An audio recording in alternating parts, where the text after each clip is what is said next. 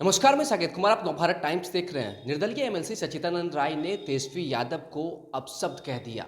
उन्होंने कहा कि जब तेजस्वी यादव ने 10 लाख नौकरी देने का वादा किया था, तभी मुझे विश्वास था कि वह ये वादा पूरा नहीं कर पाएंगे। और उन्होंने बोलते बोलते ही अब उनके लिए अपशब्द का प्रयोग कर लिया, जिसके लिए अब वह माफ़ी भी मांग रहे हैं। तमाम चीज़ों को लेकर क्या कुछ कहते हुए नजर आ रहे हैं सच्चिदानंद राय, सबसे पहले इस वीडियो में आप वो देखें।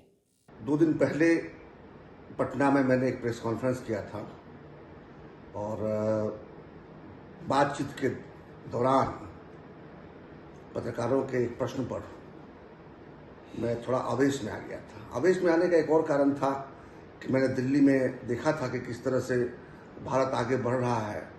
उसके लिए दिल्ली को दुल्हन बनाकर और कई देशों के राष्ट्राध्यक्ष वहाँ आए हुए थे और भारत का गुणगान हो रहा था।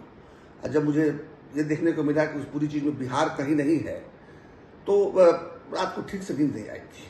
बहुत बेचैन था मैं कि आखिर बिहार के लिए कब बिहार की बात भी कोई करेगा। और उसी समय ये इस तरह कैसे प्रश्न आया कि तेजस्वी जी ने कहा था कि मुख्यमंत्री बनते ही पहले कलम से जो है वो 10 लाख लोगों को नौकरी देंगे।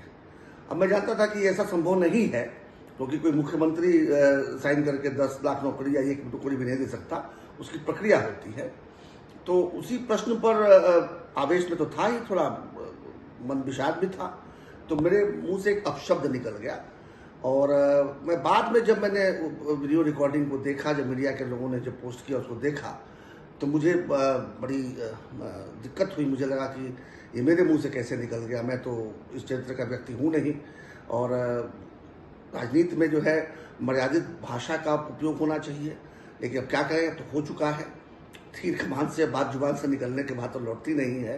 तो यही कह सकते हैं कि ये बिल्कुल कोई उद्देश्य से मैंने इस अपशब्द का प्रयोग नहीं किया था, ये मुंह से निकल गया था और उसके लिए मुझे बहुत खेद है। और मैं यही कहूँगा कि जिसकी भी भावना आहत हुई हो, मैं उनसे क्षमा चाहता हूँ। मेरा उद्देश्य आपको आहत करने का नहीं था, लेकिन जो विषय मैंने उठाया था वो विषय जरूर सोचने लायक बात है, उस पर चर्चा होनी चाहिए। और शब्दों के लिए मैं बिल्कुल निश्चित रूप से मैं स्वयं लज्जित हूँ कि मैंने ऐसे शब्दों का प्रयोग किया।